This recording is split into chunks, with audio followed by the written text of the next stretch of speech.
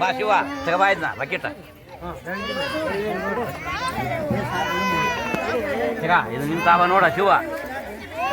ಮತ್ತೆ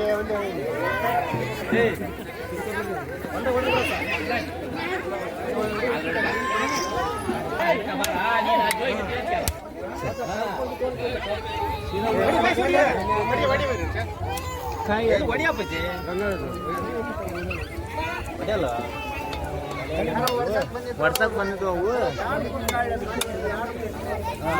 ಕೊಟ್ಬಿಡು ಹೊಡೆದ್ಬಿಡು ಹೊಡೆದ್ಬಿಡು ಹೊಡೆದು ಕೊಟ್ಬಿಡು ಅವನ್ನ ಕೊಡಿಲ್ಲ ಅವನ